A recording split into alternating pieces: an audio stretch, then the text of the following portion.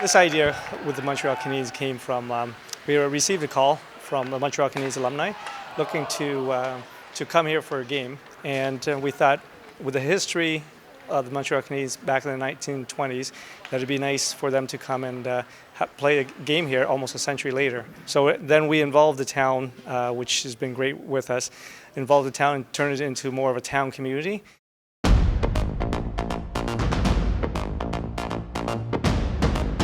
It's hockey playoff time at the Grimsby Peach King Centre, an invitation event between the town of Grimsby and the Montreal Canadiens alumni teams.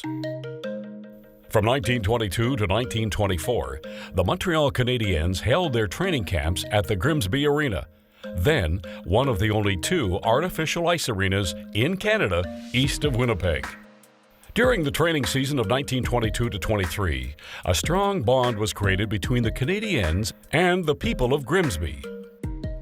For a town of barely 2,000, the presence of one of the world's leading ice hockey teams in their midst brought much excitement and pride to the community. Grimsby came to adopt the team as their own, often referring to them as Canadiens of Grimsby and Montreal. The Montreal Canadiens hoped that training on Grimsby's artificial indoor ice would give them the advantage they needed to win the Stanley Cup, the World Championship of professional hockey. The Grimsby Arena opened in January 1922. This area was a vibrant part of Niagara's fruit industry, a busy center for fruit packing, canning, and shipping. The ice rink was made possible due to the proximity to Growers Cold Storage and Ice Company, a fruit cooling plant. Brine from the plant was brought through the coils to create a frozen surface for the public to skate and play hockey. The indoor artificial ice rink provided a significant advantage to competitive hockey teams by offering it for skating time. Professional hockey teams in the National Hockey League quickly expressed interest in using the arena in the small fruit farming town. Jimmy Farrell invited Leo Dandurand, owner and coach of the Montreal Canadiens, to bring his team to the Grimsby Arena for the 1922-23 preseason training. After a successful training camp, the team returned to Grimsby in December of 23 for 3 weeks of training. That month, a new face joined the team, Howie Morenz of Stratford, Ontario. He made his first ever skate with the Canadiens on Grimsby ice. The Montreal Canadiens team first arrived on December 4, 1922.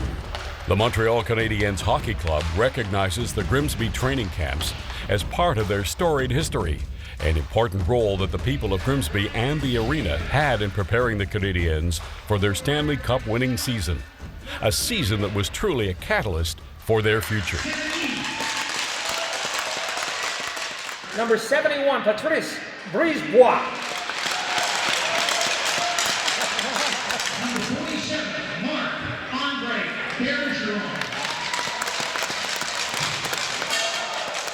They would be the dominant NHL team of the 20th century, winning a further 21 Stanley Cups. The Grimsby Arena offered opportunities for other professional hockey teams to train and practice as well in 1924. The Canadiens returned to Grimsby as reigning world champions, winning the Stanley Cup in the previous season. One of the games played at Grimsby Arena included 9 future Hall of Famers, many of the professional players to practice in Grimsby between 1922 and 1924 and go on to enjoy successful careers in the National Hockey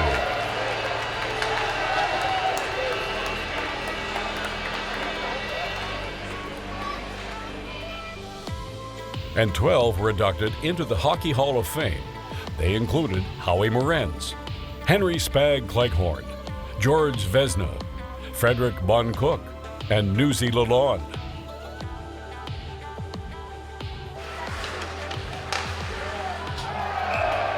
When the Montreal Forum was built, there was no need for the Canadiens to return to Grimsby.